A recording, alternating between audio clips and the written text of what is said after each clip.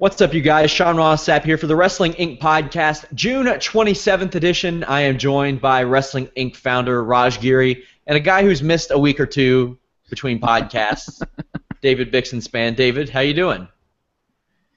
Something seems different. I can't put my finger on it. Something seems different. I mean, Raj is here. Is that what you mean? You know, I was going to make the Cody Rhodes list, and I was going to put it as Wrestling Inc. podcast co-host that I had buried and banished, but you came back, David. Found his way back. So I couldn't do that. Anyway, we had Monday Night Raw tonight. They acknowledged the Roman Reigns suspension. Raj, did that surprise you? I was surprised. I was actually really surprised by that. They typically don't do that. I can't remember the last time they acknowledged a drug suspension on air. Did they do it with Rob Van Dam when he was stripped of the WWE title? No, they acknowledged his drug use, but I don't know if they acknowledged his suspension. I don't think they did. So what did he just lose it, or did they strip him? He just lost both of his titles. Back-to-back nights, he lost ECW title and WWE title. Yeah. Right. Okay. So I can't think of any time that they've acknowledged a suspension like this. So I was very surprised. But they're keeping the triple threat match intact. So it's kind of weird. So the show kicked off. Seth Rollins came out. He trolled Roman Reigns for failing for the wellness violation. I didn't say failing anything. For the wellness violation. We still don't know what it's for. Do you think, David, that this was a way of them trying to get people to cheer Roman Reigns for failing or for violating the wellness suspension or the wellness? I give up. You know what I mean. Do I think the suspension was, or do I think the segment was? No, do you think that they had the tweet up there, and they had Seth Rollins run Roman Reigns down for owning up to his mistakes and things like that. So they were trying to get a guy to get heel heat off of another guy with a wellness violation. Do you think they were trying to somehow get sympathy on Reigns? Yes, somehow? Absolutely. Because the issue with Reigns is that fans see him as a corporate pick, as a Vince and whoever approved pick to be the top babyface, and it's not someone who they organically pushed up to the top as fans and now all of a sudden it's like, oh, we're not playing favorites. So yeah, I mean, I think it's absolutely a way to try to make him more of a babyface. It doesn't necessarily seem like the wisest one, but it's creative. I'll give them that. I'm not surprised too. I saw a bunch of people speculate on Twitter that this would happen. I wasn't sure it would, but it happened. As I mentioned to Raj, I think it was a week or two ago, it's not unheard of for somebody to do something completely ignorant like this and somehow get cheered afterwards. It worked for John Jones to an extent, but that's a categorically different situation. And it worked for Bill Clinton. Remember? That's very true. So yeah, I mean, I could see. Yeah, I don't know, but the fans were booing him. I mean, when they posted the apology and everything on the screen, the fans were booing. So, I don't know. I think they should bring him back heel. I think that would be the way to go. This would be the time to do it. But I was definitely very surprised. But I kind of feel like with all the stuff they have over them next month, and by them keeping the triple threat intact, which I don't know why they didn't just go with Seth versus Dean, especially if they knew about the drug test failure before Money in the Bank, and then just keep Roman off the TV for a month. So I find that really weird. I think it kind of makes them look bad because they're suspending a guy for a wellness policy violation, but they're keeping him in the main event just days after. So it's a weird decision. I do like that Seth Rollins has a legit set of gripes here. So it's not like he's coming out and just whining, although that's not necessarily ever been the problem with heels in the WWE. It's been the problem with babyfaces, that when the babyfaces complain, they look like they're whiners. I also think that Dean Ambrose has been made to look very, very good since becoming world champion. He won the title. Nobody has gotten their heat back on him. He laid out Rollins and Reigns last week. Then this week he's like, yeah, I don't really care who I fight. You. I'll fight all of you. David, what do you think about Ambrose so far as WWE champion? They've rehabbed him from whatever the hell they turned him into at WrestleMania, that's for sure. It's a different push. I mean, they're treating him seriously. He had been kind of a joke for months. Even when they tried to use him seriously, the booking with Jericho wasn't helping. The match quality certainly wasn't helping. And now he's a serious top babyface. I mean, it doesn't feel like they're throwing everything behind him as the guy. It still feels like they're keeping Reigns for that spot. But they're giving him a good faith effort, which I think is maybe more than some people expected. Stephanie McMahon came out after John Cena and AJ Styles showed up. They wanted in the match. Dean Ambrose didn't care. He said, bring them all on. Stephanie McMahon slapped all of them and called them wussies and ran off. Not really, but she did book Ambrose versus AJ Styles and John Cena versus Seth Rollins. And if Cena and Styles won, they were added to the match. If you didn't say you were just kidding, a lot of people that didn't watch Raw and are just listening to this would have probably believed you, because it's not out of the realm of possibility. Oh, I can't wait until Shane McMahon drafts Bayley. She walks out, and then Stephanie slaps her, and then Bayley can never get her heat back because she's on a different show. I'm waiting for that to happen. Can't wait for that. Yeah, so that was our opening segment. Paige and Sasha Banks versus Dana Brooke and Charlotte. Paige and Sasha Banks best pals now after they feuded for a little while last year. Here's an interesting concept, guys. Your most over women's wrestler wrestling on your biggest show. Raj. This didn't happen for a long time. Yeah, go figure. But, they have such a... despite the women's revolution or whatever they want to call it, they really don't have that many more women appearing on TV than they did, a year or two ago. So, I mean, there's just not, there's only so much that they can do. Sasha had a concussion, so, so she's back. So I just wonder if they're going to do this women's title match with Charlotte at Battleground or wait till SummerSlam. I'd like to see them wait until SummerSlam, but I don't see how they pulled it off 2 months if they're already kind of putting him in a feud. I think that a lot of these matches, these bigger matches that maybe were planned for SummerSlam, might be pushed up a month because of the brand split. Because I still feel that WWE still has no clue which direction they're going. David, what do you think? I agree. I mean, it's the storyline. That says a lot, yeah. I feel like. And by the way, as far as the whole women's depth thing, poor Summer Rae tonight. I know we're going out of order here for a second. I felt bad for her getting the tease of that she would finally have a match on Raw for the first time in how many months, and then it didn't happen. I'll find out how long it's good. It's all right. I think she pulls out some fantastic submissions on the matches I cover on Superstars. So there's that. I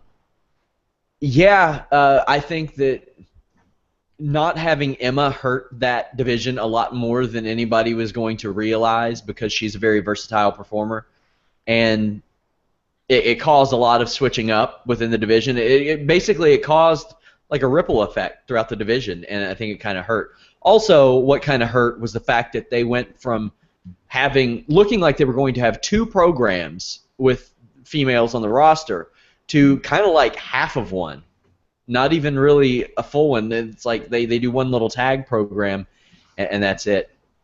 Sasha Banks and Paige won.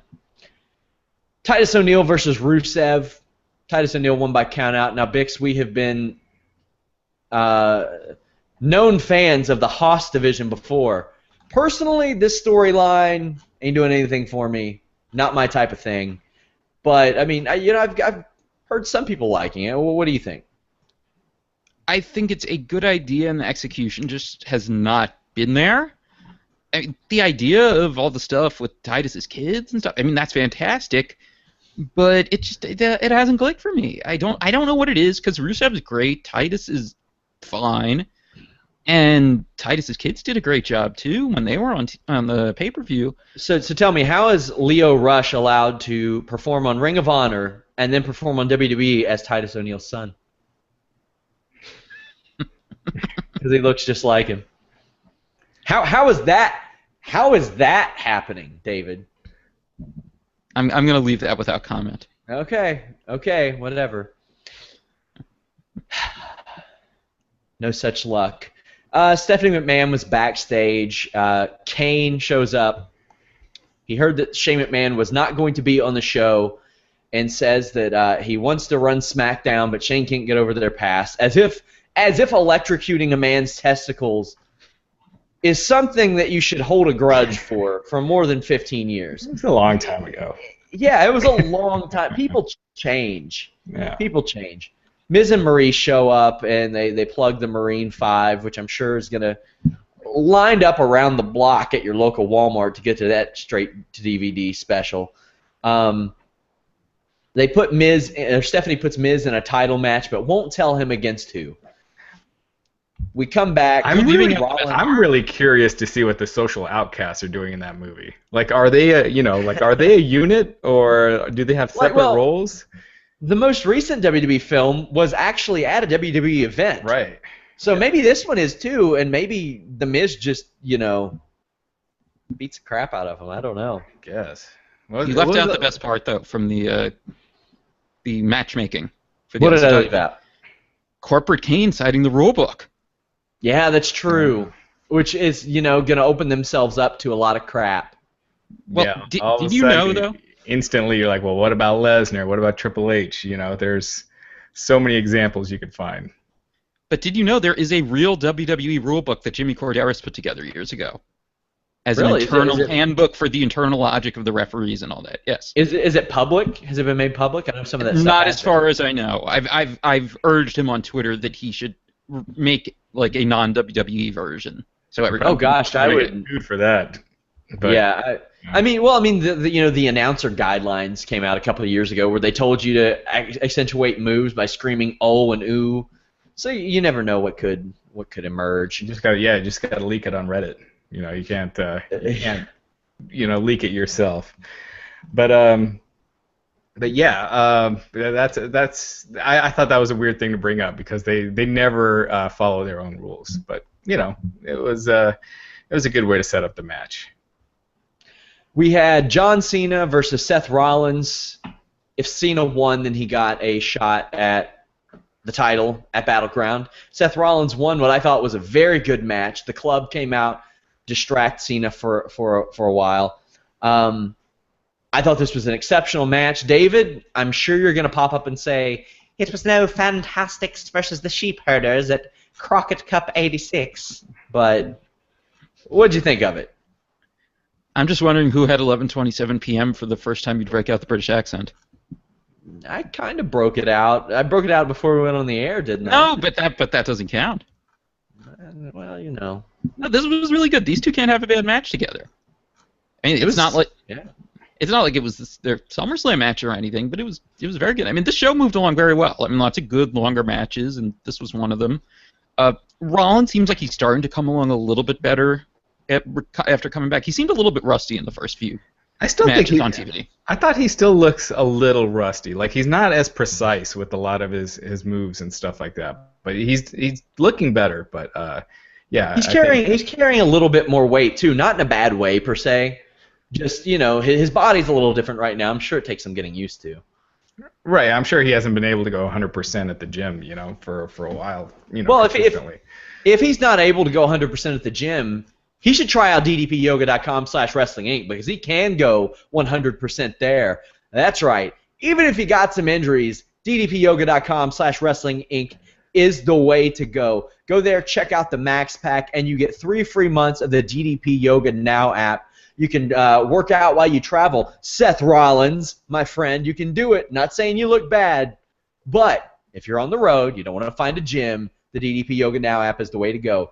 You can see how it helped out Jake the Snake Roberts and Scott Hall by checking out The Resurrection of Jake the Snake, now available on Blu-ray and DVD. If you go to the DDP Yoga website and use that code WINC, you'll get a great deal on that as well. Also, video on demand and on Netflix.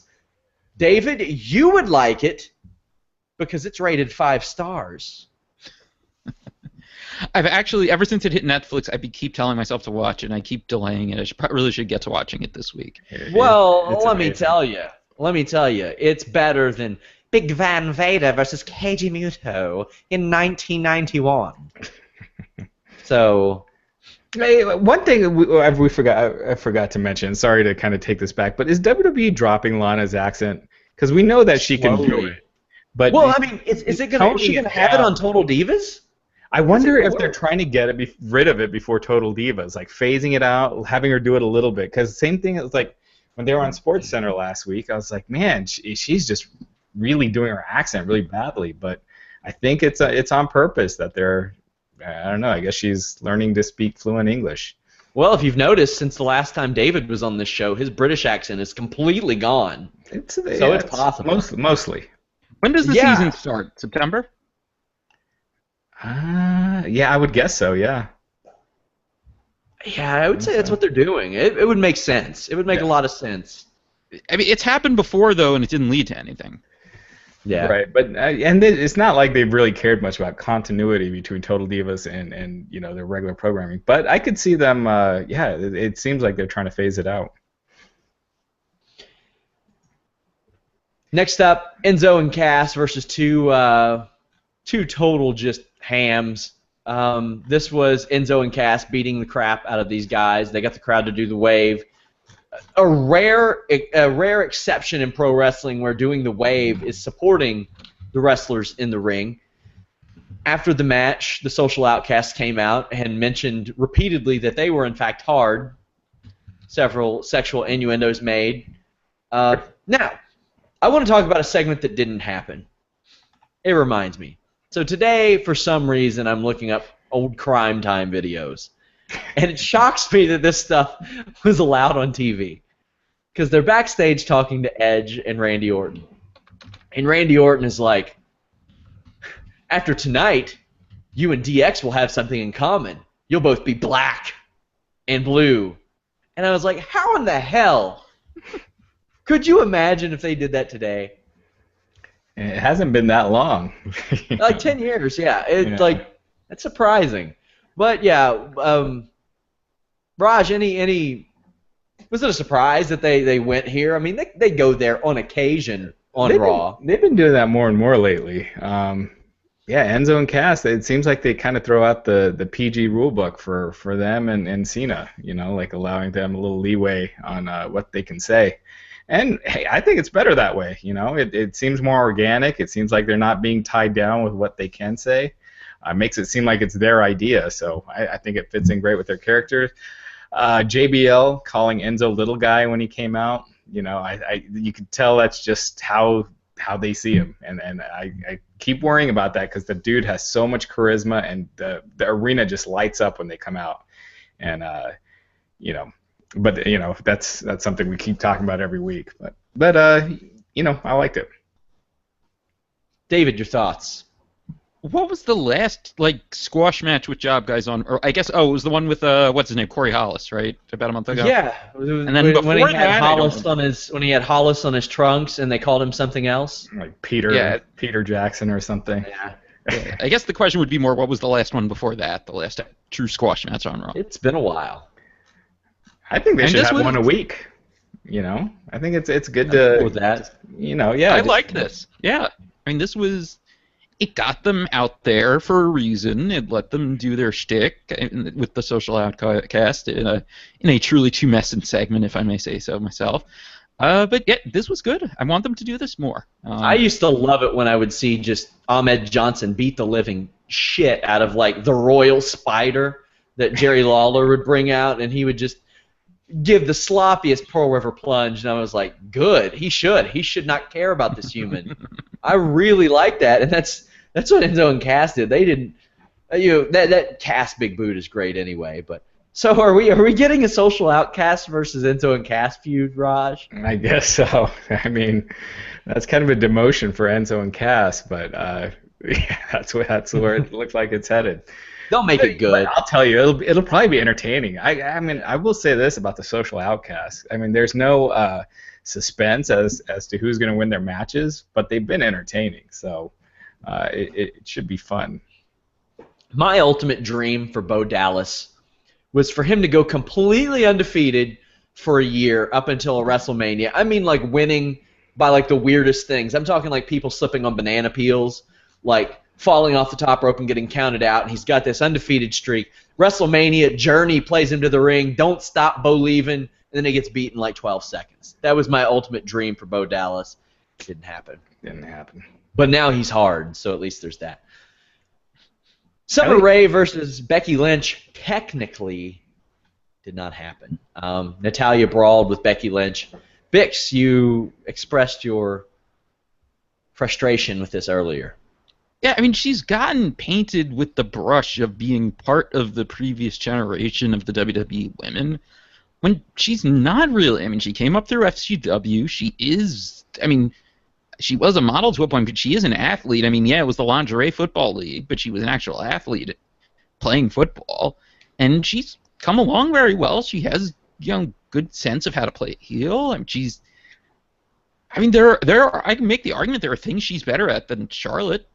I mean, she's not necessarily better overall than Charlotte, but there are things she's better at. And, facial expressions and stuff like that. And finally she's back on Raw. Maybe it seems like she gets a chance to do something, and no.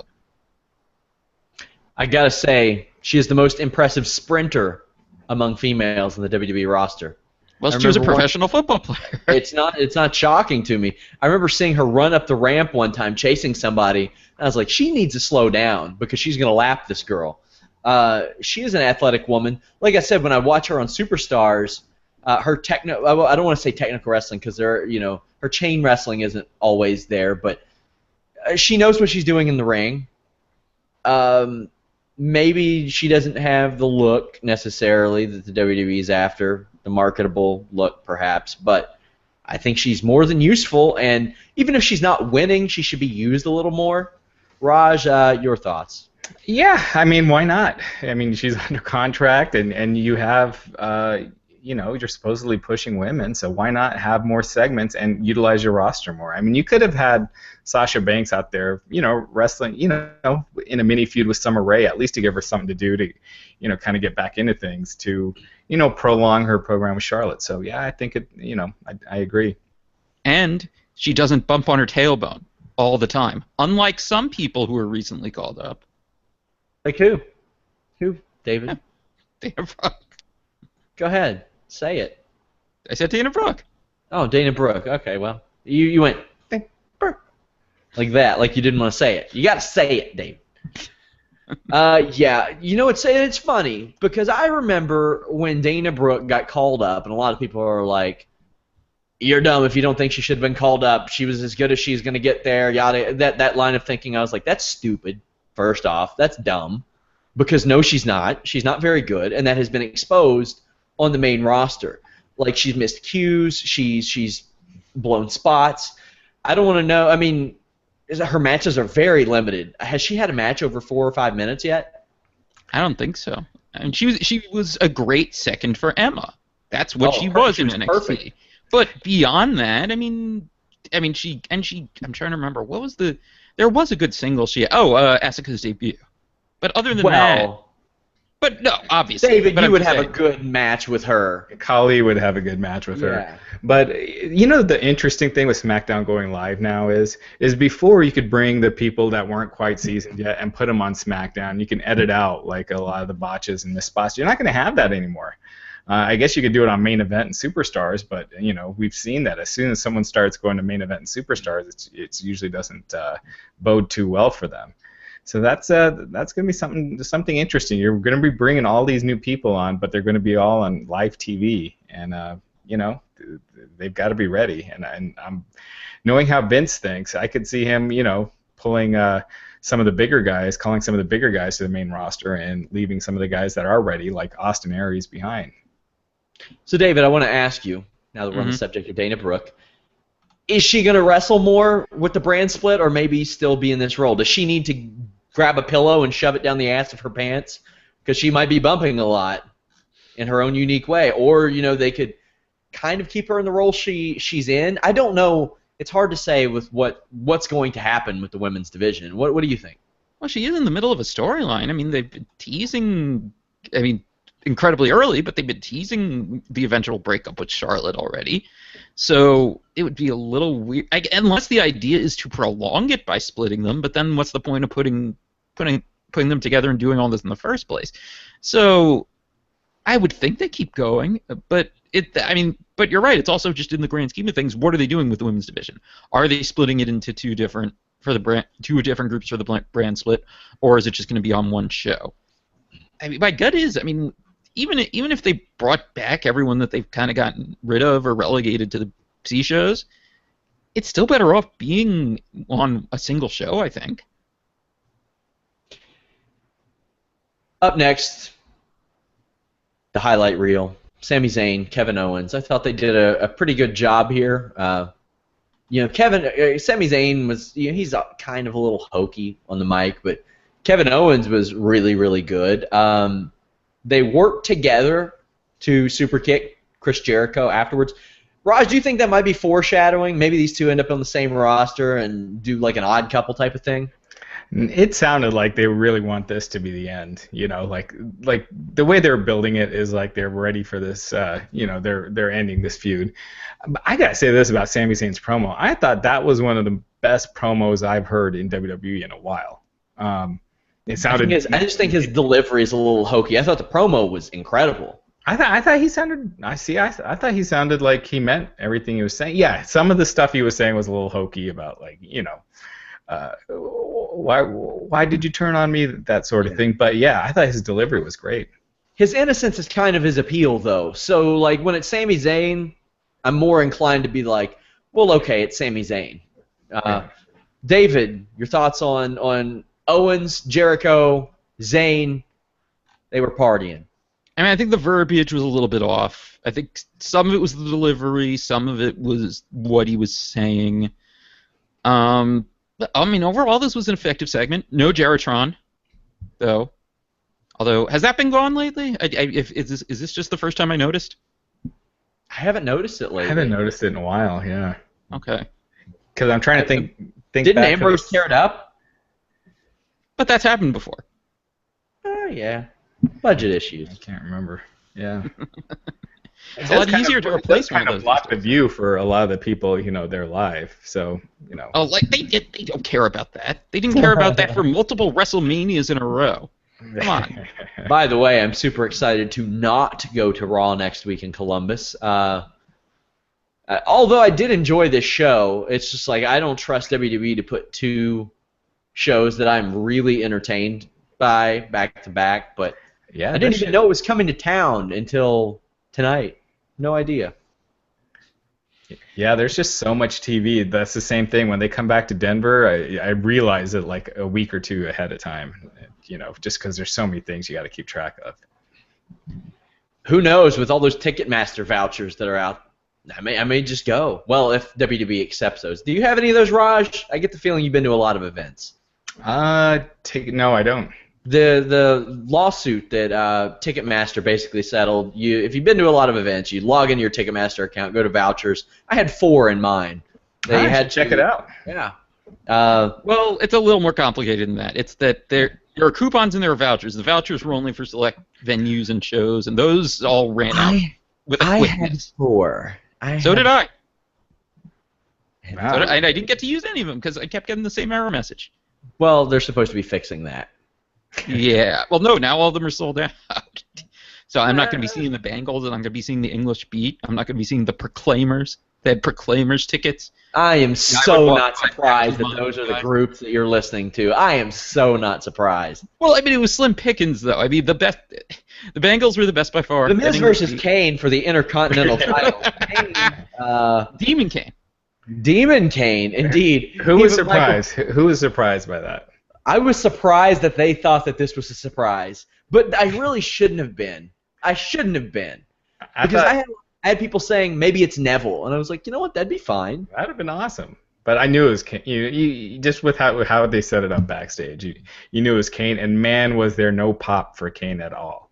Nope. And Michael Cole screamed, "Oh, it is! It's Demon Cain!" Like anybody gave a shit. Like any single person cared.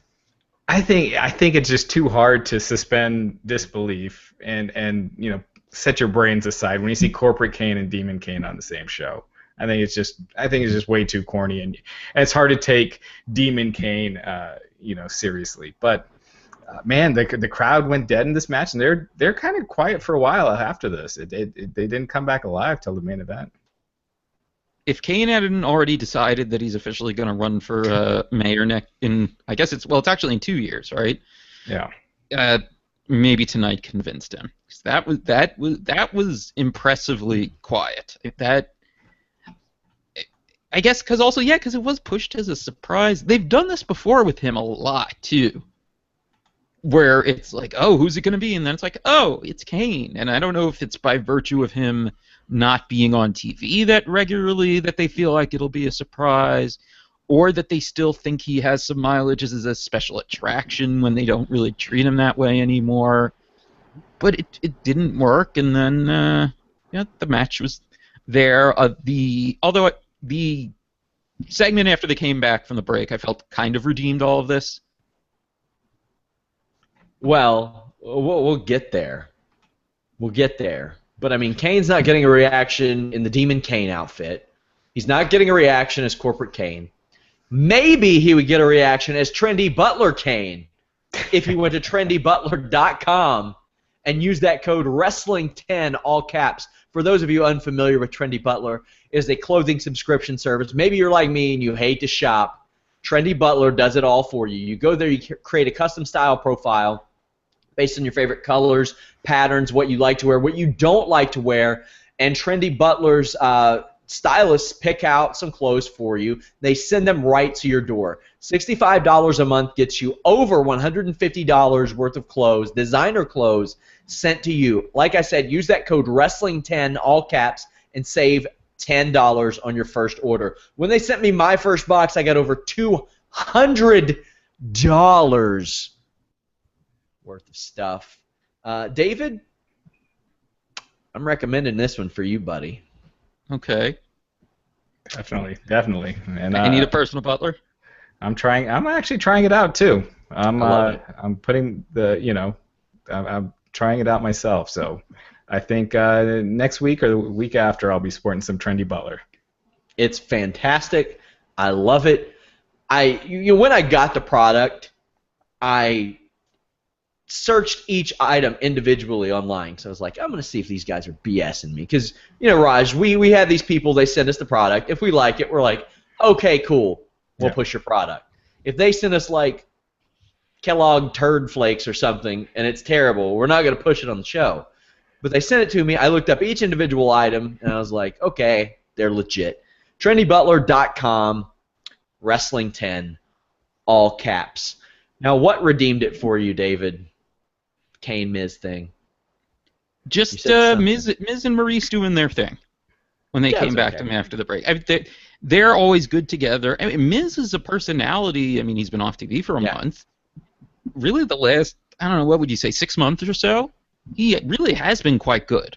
Oh, I think he's been fantastic. I think Maurice has given him mileage, too. Oh, yeah. I mean, he seems re-energized to have his wife around. Not that I blame him. And I thought he looked in better shape tonight. He looked like he trimmed down a little bit. Yeah, Miz is incredibly underrated. Did you guys notice Cain calling spots during that match? Like, pretty loud a few times. I noticed his terrible wig. Oh God, they need to retire. Just keep him bald. Everyone knows it's a wig. Why even bother at this point? That might give him a little bit of a different look, like almost like a little Jason Voorhees look with that mask on. Who knows? Cesaro and Apollo Crews versus Sheamus and Alberto Del Rio. I was so mad when they had Sheamus and Del Rio tagging. Was not mad by the end of this match. The crowd wants to cheer Alberto Del Rio so damn bad, David. You think they're going to pull the trigger and maybe just let him go with that? Watching it, I felt less like they wanted to cheer him and more like they just wanted to do the C chant. Whatever works. Well, sure. Yeah, I don't know if they're wanting to cheer him so bad, but yeah, they're into the C thing. Well, you know what though? If, say, hypothetically, he was getting a $1.4 million a year guarantee, let's just say hypothetically, They probably would want to do something like that to get some extra mileage out of him, wouldn't they? Well, then they should have booked him right from when he came back. Instead of throwing him with Zeb Coulter and doing that Mex America thing that seems like that was 10 years ago. But man, the only thing that storyline was missing was the lights going out, turning back on, and Kevin Sullivan showing up with a golden spike to end the match. Because that didn't happen enough this week. Raj, did you see that? I have not seen it yet. But, okay, now I've heard all about it. For the people who didn't watch the Ring of Honor pay-per-view, I thought Steve Corino and B.J. Whitmer had a fantastic match. And that ain't my kind of match. But Steve Corino busted a beer bottle over B.J. Whitmer's head and then basically carved his forehead with the jagged edge. And we all knew it was water in the thing, but the crowd made it so good. Corino made it so good. B.J. Whitmer made it so good. He poured a thing of rubbing alcohol on his forehead. Unbelievable stuff. Really fun match. This is a feud that's gone on for over a year. Now, in this feud that has gone on for over a year, the lights go out on the 9th anniversary of Chris Benoit's death, mind you. They come back on. Not that Kevin Sullivan had anything to do with it, because he didn't. Absolutely, yeah. And Kevin Sullivan great. I'm going to go look at the comment section now just to see what you ignited. Yeah, he had nothing to do with it. It was just, it was brought up to me about 42 times during the show. And jabbed a golden spike into Carino's head. So weird. Such a weird finish. We'll talk about it more Wednesday. That's 2 nights in a row. If you watch Game of Thrones, that you had, a forehead being. Or don't give spoilers. Don't give spoilers. All right. People, I haven't really watched the show. My address might be out there. Like, I'm sending out wedding invites and stuff. I don't want anybody sending me anthrax over Game of Thrones spoilers. I can't see anyone that watches Game of Thrones not having seen it by now. But let's move on. Let's move on. You never know. Cesaro and Apollo Crews won. Apollo Crews had a very impressive toss powerbomb on Sheamus. New Day, dressed as the Wyatt family. I did a double take when I saw Xavier Woods. Raj, what did you think about this? A lot of people thought that New Day being involved with Bray Wyatt or the Wyatt family would kill the Wyatt family, mind you. I did not like the dynamic last week when they were first doing it, but I was willing to see where they went, and I liked it this week. I think the stuff with Xavier is kind of interesting, like where they're going with that, because he was not willing to engage, and he was just kind of scared and hanging back, and I found it pretty good. I liked it. I'm curious to see where it goes. So I thought this was a really great segment, actually. Yeah, I did too, David. I particularly want to ask you, the Xavier Woods thing. He looks like he has popped one too many at a rave when he's out there. Bray Wyatt's got some kind of hold over him. Don't know what's going on. Where do you think this is going? I don't. That was I know you go to raves. I know you go to raves a lot. I actually read something today about like the DEA's investigation, things they wrote about in their reports that were signs of raves. Tampa's the place to be. Tell me. What did you think?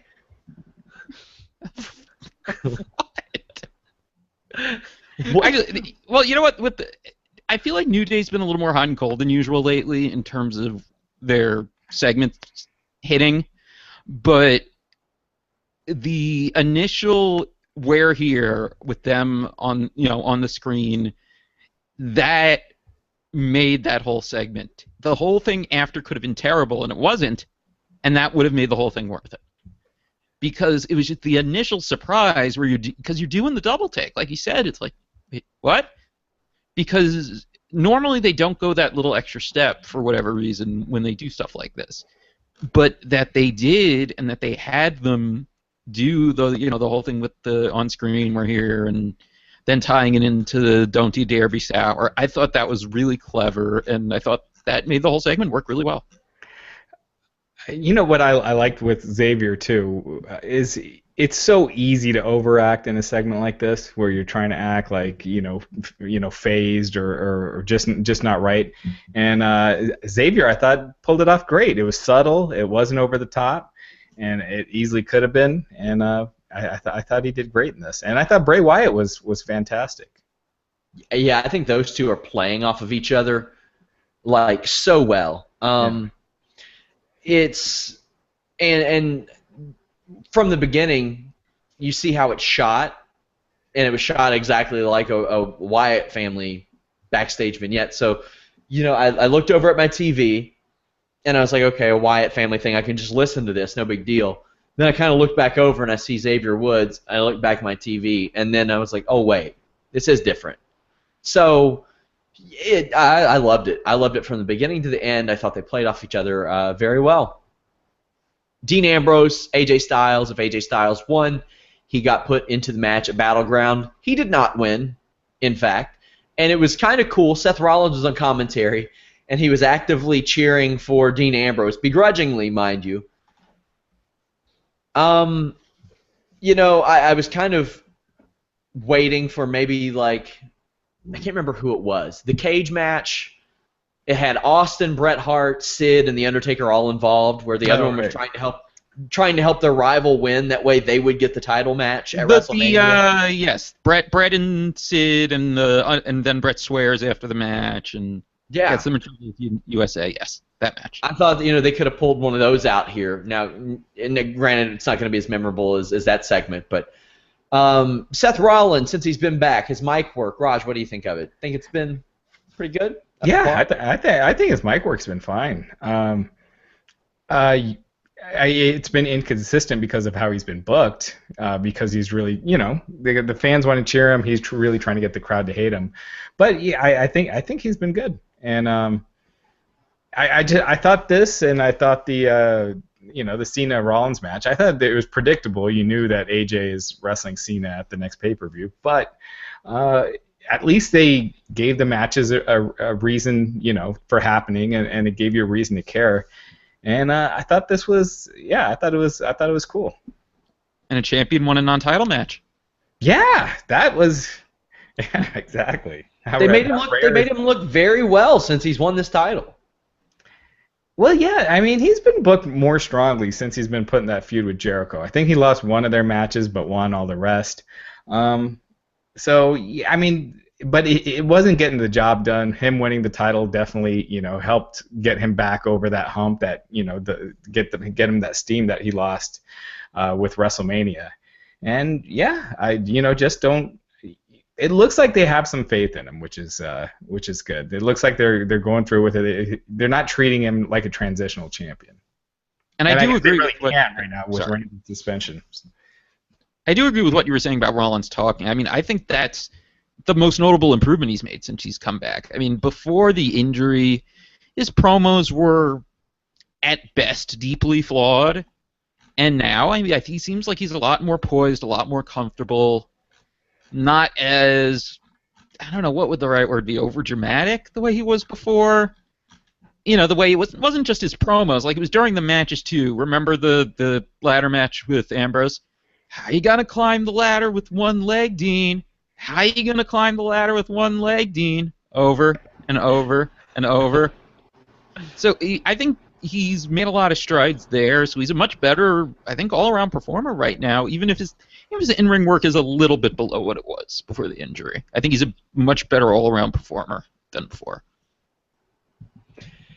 After the match, John Cena came out. The club gave him the Magic Killer on the ramp. Rollins pedigrees Dean Ambrose. Club stands tall on the ramp. Rollins stands tall in the ring. What do you think of this ending, David? Sure looked like a babyface again, didn't he? Imagine. I don't get this stuff at all. Unless they're doing it deliberately, and now you never know when they are. Like first he works the pay-per-view match pretty much as a babyface. Now he's standing tall at the end of Raw as a babyface. I mean, he's working like babies. He was telling the truth on his announcing. He was talking about, hey, when I cashed in Money in the Bank, I didn't attack anyone from behind. I was very upfront about it. I did it during a match because they were accusing him of being a hypocrite when he was saying that Ambrose did him dirty. He was like, no, he did it completely different from how I did it, and he was right. Now, granted, the best heel is the heel that thinks he's the babyface, but that's not normally how WWE does things. This concluded the show. Raj, what would you rate this out of a 10? I liked it. I'd probably go. I'm kind of on a weighted scale with Raw now. So you know what? One thing I noticed, I just felt like this would have been a great show if it was 2 hours. If you could have cut an hour of some just trim the fat. But I'd still give it like a 7.5 or an 8 out of 10. Yeah, I'd probably go 8 based on, as you mentioned, that weighted scale. Yeah. David, now granted, this is no 1997 era Raw, but what would you give it? I was thinking at least 7.5. Yeah. The pacing has been much better the last few weeks. They're striking a much better balance as far as when do you have a long match, mixing things up. This, I think, going back to what we talked about earlier, having that squash match in there just kind of kept things moving in a nice way. So they're on a decent little roll. It's still a 3-hour show. It's still a ridiculous commitment to watch, but it has not felt like a slog lately. And that 3 hours, man, until the USA Network, starts getting some hits on their hands, it's not going to change, because it's still, Raw still gets much higher ratings than anything else that they got going. I'm shocked that Raw is doing better ratings than First Impressions with Dana Carvey and Freddie Prinze Jr. Right. What were they thinking when they were like, what would be a hit? Let's get Dana Carvey out there and have some people pretend to be other people. That's what we need to do. Not shocked that one's not lighting the world on fire. Is that still on? I felt like I haven't seen a commercial for it in a couple of weeks. Imagine Freddie Prinze Jr. going to a worse written show. Oh God, he's probably begging to get all of his stuff nixed by Vince McMahon at this point. But before we get not just that though. Think about this for a second. This is the guy who just a week ago was talking about how, oh God, I was on the plane. I just wanted to unwind, so I was watching some old Richard Pryor stuff. I wanted to laugh. And then Vince comes over and he's like, "What are you watching?" He's like, "Oh, I just want to unwind and laugh." But why are you watching WWE? But come on, Vince, leave me alone. Oh. But we have Santino for that if you want to laugh. This guy is the guy producing and a hook First Impressions. Yeah, that's amazing. Before we get into questions, I want to talk about Ryan Jimmo. For those of you not aware, Ryan Jimmo, UFC veteran, was killed this weekend. Ran over after a dispute with another driver. He had been cut from the UFC last year. He's perhaps best remembered for his UFC debut where he knocked out Anthony Perosh in 7 seconds, then proceeded to do the robot, perhaps maybe better than anybody I've ever seen in my entire life. That was cool. He was a big advocate of getting a union in MMA, a fighters union, which needs to happen. Raj, do you have any memories of Ryan Jimmo? And this has been a rough year for combat sports, losing people. Yeah, I remember talking to Jimmo during when he was getting ready to fight Sokoju, and talking with him for Fight Line. I remember him being just really cool, laid back guy, and someone had emailed me saying, "Did you hear about that MMA fighter dying because of the hit and run?" And I just deleted it because I was like, "Yeah, that happened. That's tragic." You thought he was talking about Jordan Parsons? Yeah, I thought, yeah, exactly. So I was like, "Yeah, that's happened." Was that last? That was last month, right? That was a couple months ago, I think. Or yeah, okay. Let me look. It was. When was the San Jose Bellator? It was around then. It was May 4th. Okay. So less than 2 months. Yeah. Yeah, and then finding out about it happening again, it's just like you're just in shock, and it's just been a weird few days, especially with listening to Chris Jericho with Nancy Benoit's sister and all that stuff coming back. Benoit, that stuff feels like it was 20 years ago. And just listening to that podcast just brought it all back to where, it's like that weird feeling during that time. And so, it's just really sad story. And by the way, we should make it clear. Well, everyone's kind of calling it a hit and run. From the witness descriptions, it does sound like a deliberate murder. I mean, that can still be a hit and run. It's still a hit and run. It's still a hit and run, but the way when you say hit and run, it sounds like you're saying it's an accident. Yeah. Right. Yeah. It sounds like, yeah. And honestly, that was probably the driver's best bet if he wanted to not get the living shit kicked out of him in that situation. But still a horrible, horrible thing. Jimmo had not fought since being released from the UFC. He got released last July, I think. But yeah, it's depressing. 34 years old. Terrible. We're going to get into some questions. I have a couple people asking why we're not talking about the Ring of Honor pay-per-view. We're doing that Wednesday on the midweek show, as is tradition. Somebody says, Russo admitted that he intentionally sabotaged TNA's TV deal in his podcast. What's up with that? I haven't listened to it, but the tweet I saw based on him said you really need to listen to that. Apparently he contacted Pop and wanted to do some consulting work for them, which, it is shady. Sure. Yeah, well, and it's unusual. He's deleted the podcast from YouTube and Vimeo. What's up on Podcast One now? Okay. Well, the video podcast. Oh, it hasn't been edited though? I do not know. Here's the thing. It's shady, but it's not like he has any allegiance to TNA. Well, So, but it's shady. What can you say? And what I saw. Sorry. Go ahead. No, go ahead. What I saw people taking issue with was that, and again, I haven't heard it because by the time I heard about it, it had already been pulled, was that the account that I saw said something to the effect of that he said he called Brad Schwartz and was saying, oh, Dixie sold you a bill of goods. You should, there was no way this show was ever going to get, the full Spike audience, the 1.2 million viewers, etc. So that it was being framed that way. Which is true. Yes. There's so many weird things with this. With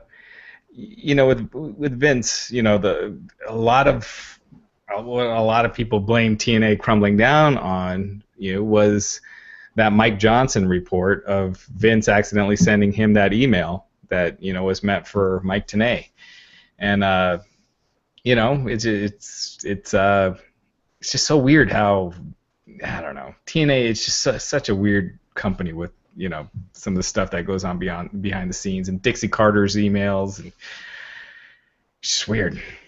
Nazis. Yeah. By the way, Impact kicked ass last week. Not always thrilled when I'm asked to cover that, but that show was very good last week. I really enjoyed it. Because Jeff Hardy is still crazy, and he does crazy things. You mean Brother Nero? Yeah, Brother Nero. Sorry, I should have addressed him as that. Rollins' promo made Reigns look bad. What was the point? Because it sure as hell didn't make Roman look good. I mean, we addressed this earlier. Yeah. Yeah, just to address the situation, I think, more than anything. I think it would just be too difficult with the month that they have ahead, with the draft and this pay-per-view, to not mention it with keeping him in the main event. If they didn't have him in the main event, they could have easily just not mentioned him for a month. So by making that decision that he had to be in it, and that's the main event they wanted, I guess they just felt it would have been too hard not to address it. So they did. Their psychology behind this is sound. The idea that what I presume is their psychology, that he's hated because he's this hand-picked favorite that no one was rooting for to get there, and now all of a sudden he's not a protected guy by the office. So I'm assuming they're thinking that if they're going to do this whole promo about it with the heel talking about it, so they have the right idea. Yeah, and you had Ambrose, the babyface, kind of defending him, saying, like he made a mistake, he apologized. What else can you do? So yeah, I could see it. I could see that, but I think it just would have been. Well, I guess you never know. Couple more before we go. Somebody says, the way that Rollins tore into Reigns, does it make it look like Vince is losing faith in Roman Reigns? Well, that violation couldn't have helped. Yeah, I mean, when you lose when they've been pushing you this hard and you lose the trust of the company, uh, yeah, I mean, I don't know. I don't see it changing much because, like we've said before, there have been top guys in the past that have been suspended and they end up right back, where they left off. I wouldn't say any of them have been as pushed as hard as Reigns had, because Reigns has been getting like the Cena push. Um, but I think they just had to address it, and having Rollins being the cocky heel was the way they felt best, to bring it up. And you know what? Not the first time they've done this. This is the first time they've done this right when the guy was suspended. But there were multiple promos from multiple wrestlers about Jeff Hardy's suspensions. But There that was the Punk that was promo. after he left the company. No. I mean, well, the suspension. I'm trying to remember. There was the Triple H did a promo that was edited off of SmackDown. That was edited. But still, I mean, and there was also the Punk stuff too. So. Yeah, but the Punk that's stuff a was little after different. Hardy left the company. He was like, Did he actually rubbing it wait? in. Did he not actually address the idea of suspensions until he left? Like, because I mean, the whole storyline was about the idea of him having his issues and stuff. Yeah, I guess he mentioned him having issues in the past, but when Jeff Hardy got arrested and caught with the drugs and everything, and they Right. brought that up, and that was a current news story. That was after Hardy had left WWE. But that's an underrated, weird, ridiculous pro wrestling story. The drugs being sent in the coffee can by FedEx. Yeah, yeah. Just a fan he met at a show. Thank God I those two believe have that. cleaned up. I've been to a lot of indie shows. I would believe that. I know. Wasn't that from Beverly Hills Cop where they were disguising the drugs in the coffee grounds? They Yeah. were using that to hide it from the drug dogs. More So, importantly, he had seen Beverly Hills Cop. More importantly, the cop was not going to fall for the banana and the tailpipe. The banana and the tailpipe. That was a great movie. Final question: did you all see the list of G1 participants? Your thoughts? My thoughts is that ROH is that guy that whose girlfriend like always cheats on him, and like she'll smack him at parties and stuff, and you're like, man, he should maybe stand up for himself. He really needs to stand up for himself. But he never does. He's just a wimpy little baby, and he goes and cries. That's Ring of Honor right now. They got nobody in that tournament. Nobody at all. And you see that it can help people. It helped Michael Elgin a ton. It completely rejuvenated his career. David, your thoughts on the participants? I mean, I know it's not Bobby Eaton, and I don't have any other like old timey references. that was a weird one contextually too. I don't know what you watch. Sam Houston. I'm look. Sam Houston.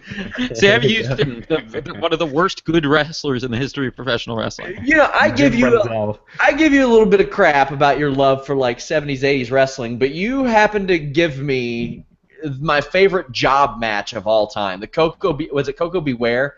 Oh, the Memphis one? Just The abusing Patriot. the Patriot. I looked at the Patriot. Not the Patriot everyone knows. No, but I saw that and I was just like abused. Have you seen that, Raj? I have not. Oh, Was this when he was Coco Ware? This was at the end of his run in Memphis right before he went to UWF. I'm gonna send this to you, Raj. It was such a mollywhopping. All right. Well, so the G1. ROH, it's a broken record at this point. They can't keep relying too heavily on the New Japan guys, and I'm looking at this lineup. I mean, I love Kojima, for example, but he doesn't really need to be in this tournament. I mean, otherwise, I'm trying to see who else is in here that you could take out. I mean, well, I'm looking at Katsuhiko Nakajima. When was the last time he even worked for New Japan before this? I mean, I don't even know when that would have been.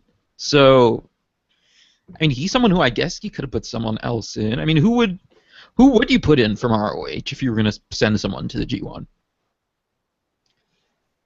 Anybody? Cole. Adam Cole would have been good. I don't know who. I don't know, but they could have had somebody. One of the Briscoes. Aren't they title holders right now? Send one of them. Yeah, Anyway. I mean, well, that's true. They are heavyweights now too. I mean, it's not like.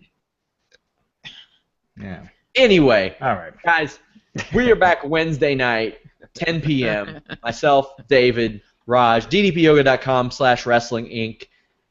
trendybutler.com/wrestle, or no, at DDPO or trendybutler.com, use the code wrestling10. Pucker up and kiss the ring, you guys. We're back on Wednesday. Until next time, we are out.